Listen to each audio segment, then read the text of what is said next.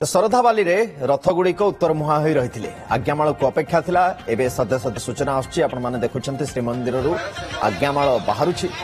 କିଛି ସମୟ ଭିତରେ ଏହା ରଥ ନିକଟରେ ପହଞ୍ଚିବ ଏବଂ ସେଠି ରଥଗୁଡିକର ଦକ୍ଷିଣ ମୋଡ଼ କରାଯିବ। ବର୍ତ୍ତମାନ ସମୟର ଇଏ ବଡ଼ ଖବର ଆପଣଙ୍କୁ ଆମେ ଦଉଛୁ।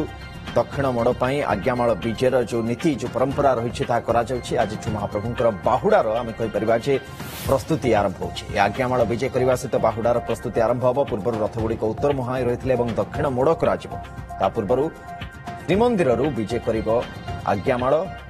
ଯେଉଁ ନୀତି ବର୍ତ୍ତମାନ ସମ୍ପାଦିତ କରାଯାଉଛି, ବର୍ତ୍ତମାନ ସମୟରେ ତାଜା ଚିତ୍ର ଆମେ ଆପଣଙ୍କ ନିକଟରେ ପହଞ୍ଚାଉଛୁ। ତ ବିଧିବଦ୍ଧ ଭାବରେ ଆମେ କହିପାରିବା, ନୀତିଗତ ଭାବରେ ତିନି ରଥ ଦକ୍ଷିଣ ମୋଡ଼ ଯେବେ ନେବେ, ଆମେ କହିବା ଯେ ବାହୁଡା ଯାତ୍ରାର ପ୍ରସ୍ତୁତି ଆରମ୍ଭ ହୋଇଗଲା।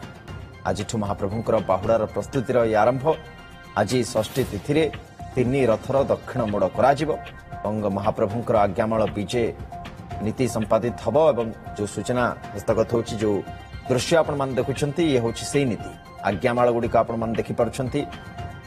ହାତରେ ରହିଛି ଆଜ୍ଞାମାଳ ଏବଂ ଏହି ଆଜ୍ଞାମାଳ ବିଜେ କରିବା ପରେ ରଥଗୁଡ଼ିକର ଦକ୍ଷିଣ ମୋଡ଼ କରାଯିବ। ନୀତିଗତ ଭାବରେ, ବିଧିବଦ୍ଧ ଭାବରେ ଆପଣମାନେ ଏଇଠୁ କହିପାରିବେ ଯେ ପୂଜାପଣ୍ଡା ସେବକଙ୍କର ହାତରେ ରହିଥିବା ଏହି ଆଜ୍ଞାମାଳ ବାହୁଡା ଯାତ୍ରାର ଆଦ୍ୟ ପର୍ବ ପ୍ରସ୍ତୁତି। ଆମ ସହିତ ମଧୁସୂଦନ ମିଶ୍ର ଯୋଡ଼ି ହେଉଛନ୍ତି ସିଧାସଳଖ ଭାବରେ। ମଧୁସୂଦନ, ବାହୁଡାର ପ୍ରସ୍ତୁତି ଆରମ୍ଭ ହୋଇଗଲା। ଆଜ୍ଞାମାଳ ବିଜେ କଲା। ଉତ୍ତର ମୁହାଁ ହୋଇଥିବା ରଥଗୁଡ଼ିକ ଦକ୍ଷିଣ ମୋଡ଼ ନେବେ। ପୂଜାପଣ୍ଡା ସେବକଙ୍କ ହାତରେ ଆଜ୍ଞାମାଳ ସୂଚାଇ ଦେଉଛି ଯେ ବାହୁଡାର ପ୍ରସ୍ତୁତି ଆରମ୍ଭ ହୋଇଗଲା। ଦିବ୍ୟ ଦୃଶ୍ୟ ଯେ କିଭଳି ଭାବେ ମହାପ୍ରଭୁଙ୍କର ଆଜ୍ଞାମାଳ ଆସିକି ପହଞ୍ଚିଲା ଏବଂ ସେଇ ଦିବ୍ୟ ଦୃଶ୍ୟ ଆମେ ଦେଖାଉଛୁ। ତିନି ବାଡ଼ର ପୂଜାପଣ୍ଡା ସାମନ୍ତ, ତିନି ବାଡ଼ର ପୂଜାପଣ୍ଡା ସାମନ୍ତ ଆଜ୍ଞାମାଳ ନେଇକିରି ଯାଉଛନ୍ତି। ଏବେ ରଥ ତିନି ରଥ ଦକ୍ଷିଣ ମୋଡ଼ କରାଯିବ ଏବଂ ଏଇ ଯୋଉ ଦକ୍ଷିଣ ମୋଡ଼ର ପ୍ରକ୍ରିୟା ରହିଛି, ଆଉ କିଛି ସମୟ ଅନ୍ତରରେ ଆରମ୍ଭ ହେଇଯିବ। ଯେଉଁଭଳି ଭାବେ ନେତ୍ର ଉତ୍ସବରେ ମହାପ୍ରଭୁଙ୍କର ଯୋଉ ଆଜ୍ଞାମାଳ ଆସିଥିଲା ଏବଂ ରଥତ୍ରୟରେ ପ୍ରଦାନ କରାଯାଇଥିଲା, ସେହି କ୍ରମରେ ହିଁ ରଥତ୍ରୟରେ ପ୍ରଦାନ କରିବେ ପୂଜାପଣ୍ଡା ସାମନ୍ତ। ବଳଭଦ୍ରଙ୍କ ବାଡ଼ରେ ବଳଭଦ୍ର ମହାପ୍ରଭୁଙ୍କ ଠାରୁ ଆସିଥିବା ଆଜ୍ଞାମାଳ ପ୍ରଦାନ କରାଯିବ। ଦେବୀ ସୁଭଦ୍ରାଙ୍କ ବାଡ଼ରୁ ଆସିଥିବା ଆଜ୍ଞାମାଳ ଦେବୀ ସୁଭଦ୍ରାଙ୍କ ଦର୍ପଦଳନ ରଥରେ ପ୍ରଦାନ କରାଯିବ ଏବଂ ଶେଷରେ ଶ୍ରୀ ଜଗନ୍ନାଥ ମହାପ୍ରଭୁଙ୍କ ବାଡ଼ରୁ ଆସିଥିବା ଆଜ୍ଞାମାଳ ଜଗନ୍ନାଥ ମହାପ୍ରଭୁଙ୍କ ନନ୍ଦିଘୋଷ ରଥରେ ପ୍ରଦାନ କରାଯିବ। ଇଏ ହଉଛି ତାର ପ୍ରକ୍ରିୟା। କିଭଳି ଭାବେ ଶ୍ରୀ ବାଡ଼ର ପୂଜାପଣ୍ଡା ସାମନ୍ତ ଆଜ୍ଞାମାଳ ଧରି ଚାଲି ଚାଲି ଯାଉଛନ୍ତି। ରଥ ତ୍ରୟ ନିକଟରେ ପହଞ୍ଚିବେ ଏବଂ ଆଜ୍ଞାମାଳ ପ୍ରଦାନ କରାଯିବେ। ଏବଂ ଗତକାଲି ହେରା ପଞ୍ଚମୀ ନୀତିରେ ଅଭିମାନିନୀ ମା ମହାଲକ୍ଷ୍ମୀ ଆସିଥିଲେ। ମା ବିମଳାଙ୍କ ଠାରୁ ସେଇ ମୋହଚୂର୍ଣ୍ଣ ଧରି ଆସିଥିଲେ ଏବଂ ମୋହଚୂର୍ଣ୍ଣ ପରେ ମହାପ୍ରଭୁଙ୍କର ମନ ଫିଟିଲା ଯେ କିଭଳି ଭାବେ ଭାଇ ଭଉଣୀ ପୁନର୍ବାର ଶ୍ରୀମନ୍ଦିରକୁ ପ୍ରତ୍ୟାବର୍ତ୍ତନ କରିବେ ଏବଂ ଆଜି ସେ ପ୍ରକ୍ରିୟା ଆରମ୍ଭ ହେଇଗଲା। ଦକ୍ଷିଣ ମୋଡ଼ କରାଯିବ।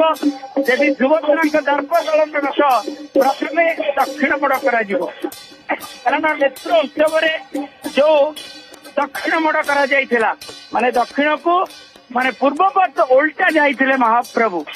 ଯେତେବେଳେ ମହାପ୍ରଭୁ ଶ୍ରୀ ଜଗନ୍ନାଥଙ୍କ ରଥ ନନ୍ଦିଘୋଷ ରଥ ରଥ କଳରେ ରହିଥିଲା, ସେତେବେଳେ ଶ୍ରୀ ଜଗନ୍ନାଥଙ୍କ ନନ୍ଦିଘୋଷ ରଥ ପ୍ରଥମେ ଯାଇଥିଲା ସିଂହଦ୍ୱାର ସମ୍ମୁଖକୁ ଏବଂ ତାପରେ ଦେବୀ ସୁଭଦ୍ରାଙ୍କ ଦର୍ପଦଳନ ରଥ, ଶେଷରେ ଶ୍ରୀ ବଳଭଦ୍ର ମହାପ୍ରଭୁଙ୍କର ତାଳଧ୍ୱଜ ରଥ। କିନ୍ତୁ ସେଥିରେ ମଧ୍ୟ ପ୍ରକ୍ରିୟା ଆରମ୍ଭ ହୋଇଥାଏ ଶ୍ରୀ ବଳଭଦ୍ରଙ୍କ ମହାପ୍ରଭୁଙ୍କ ତାଳଧ୍ୱଜ ରଥରୁ ଯେ ପର୍ଯ୍ୟନ୍ତ ବିଜେ କାହାଳୀ ବାଜି ନଥିବ ମହାପ୍ରଭୁଙ୍କର ତାଳଧ୍ୱଜ ରଥରେ, ସେ ପର୍ଯ୍ୟନ୍ତ ଜଗନ୍ନାଥ ମହାପ୍ରଭୁଙ୍କ ରଥ ଗଡ଼ିବ ନାହିଁ। ବିଜେ କାହାଳୀ ବାଜିବ ଏବଂ ସେଥିରେ ମାନେ ପ୍ରସ୍ତୁତି ଆରମ୍ଭ ହବ। ତାପରେ ହିଁ ମହାପ୍ରଭୁ ବଳଭଦ୍ରଙ୍କର ନିର୍ଦ୍ଦେଶ ମୁତାବକ ଜଗନ୍ନାଥ ମହାପ୍ରଭୁଙ୍କ ରଥ ଚଳେ। ବିଜେ କାହାଳୀ ବାଜି ଉଠିଲା, ଘଣ୍ଟାର ଆଧ୍ୟାତ୍ମିକ ଶବ୍ଦ ପ୍ରତିଧ୍ୱନି ହେଲା।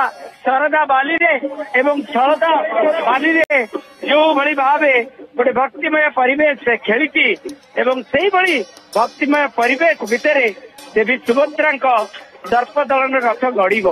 ପ୍ରଥମେ ବଳଭଦ୍ର ମହାପ୍ରଭୁଙ୍କ ରଥରେ ଆଜ୍ଞାମାଳ ପ୍ରଦାନ କଲେ ପୂଜା ପଣ୍ଡା ସାମନ୍ତ ଏବଂ ତାପରେ ଶ୍ରୀ ଜଗନ୍ନାଥ ମହାପ୍ରଭୁ ନନ୍ଦିଘୋଷ ରଥରେ ଆଜ୍ଞାମାଳ ପ୍ରଦାନ କରାଯିବ।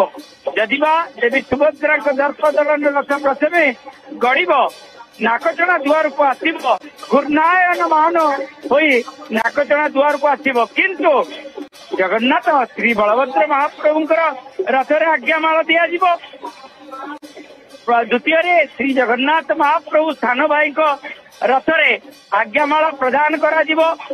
ଆପଣ ଦେଖିପାରୁଥିବେ ପୂଜା ପଣ୍ଡା ସାମନ୍ତ ଯାଇ ଆଜ୍ଞାମାଳ ପ୍ରଦାନ କରୁଛନ୍ତି ଏବଂ ସେ ଦିବ୍ୟ ଦୃଶ୍ୟ ଶେଷରେ ଶ୍ରୀ ଦେବୀ ସୁଭଦ୍ରାଙ୍କ ଦର୍ପଦଳନ ରଥରେ ଆଜ୍ଞାମାଳ ପ୍ରଦାନ କରିବେ ପୂଜା ପଣ୍ଡା ସାମନ୍ତ। ये प्रक्रिया शेष अंत है, आज्ञामाल प्रक्रिया अंत है, कारण आज्ञामाल जो प्रक्रिया आरंभ होता अक्षय तृतीय ही आरंभ होता। अक्षय तृतीय आज्ञामाल आसवा पर रथ निर्माण आरंभ होता जो घंटुआंकर घंट शब्द गोटे भिन्न प्रकार शब्द रही है अंत घटिला एवं से भाव घंटुआ भिन्न शब्द अंत घटिला। देवी सुभद्रा दर्पदलन रथरे एवं प्रदान कले एवं ये हूँ तार पूरा प्रक्रिया। दिस इज माधव चंद्र पूजा पंडा सामंत अच्छा प्रतिक्रिया कैमरा पर्सन कौन कहवा भक्तिमय परिवेश रथत्रय प्रदान करागला आज्ञामाल। जय जगन्नाथ महाप्रभु देखते सामाजिक पारिवारिक जय जगन्नाथ महाप्रभु देखते सामाजिक एवं पारिवारिक जो लीला चली महाप्रभुଙ୍କର काली जिते लक्ष्मी साहंतणी आसी महाप्रभु को दर्शन कर जाइछन्ती महाप्रभु देखी देइछन्ती एवं मन लागुना बर्तमान आज से प्रस्तुति है महाप्रभु केमिति पुणी बाहुड़ा यात्रा करेंगे से महाप्रभु रथत्रय को श्रीअंगरू आज्ञामाल देइछन्ती जे रथ को दक्षिण मोड़ करने जो गोटे भिन्न अनुभूति आपणकर रही से आज्ञामाल धरिकी श्रीगुंडीचा मंदिर से आड़प मंडप आड़िकी आसुवे निश्चित भाव से गोटे आपण जानी माने निजे फिल करेंगे जो आम अनुभव करूँ जो आज्ञामाल जो नहीं आसू गोटे ऐश्वर्यिक शक्ति प्राप्त होला भाया निश्चित भाव से शरीर अनुभूति ही हुए। बलभद्र महाप्रभु बाड़े दिगला श्री जगन्नाथ नंदीघोष रथ दिगला शेष देवी सुभद्रा दिगला किंतु प्रक्रिया रे जदि बलभद्र देवी सुभद्रा ना देखु एटा महाप्रभुंकर एठी कहीं बड़ नुह कहीं सान नुहे कारण देखु जिते रथ प्रथमे दक्षिण मोड़ सेठी हुए सिंहद्वार आग जगन्नाथ रथ जाए बलभद्र महाप्रभु रथ उपर विजय काली बाजे विजय किंतु आग जाए जगन्नाथ रथ किंतु एठी वर्तमान देखंतु आग दक्षिण मोड़ हम सुभद्रा रथ यहीटा हूँ महाप्रभुंकर किंतु जिते रथ एवं बाहुड़ा यात्रा जाए से आग बलभद्र रथ ही जाए किंतु बलभद्र महाप्रभु बिना निर्देश रथ गड़ब ना से दृश्य आम देखु किभली भाव बलभद्र महाप्रभु बाड़े एवं रथरे विजय काली बाजिबा पर ही रथ कारण सी होती मुरबी घर मुरबी और बड़वाण सात प्रथमे आज्ञा ही सबकिछि होता है। जय जगन्नाथ। निश्चित प्रकार से दृश्य मु देखा चाहिए मो कैमरा पर्सन गोपाल अच्छा सोमनाथ अच्छा उभय देखौंती किभली भाव प्रक्रिया रे चली एवं रथ दक्षिण रथ टणा को बाकी रही।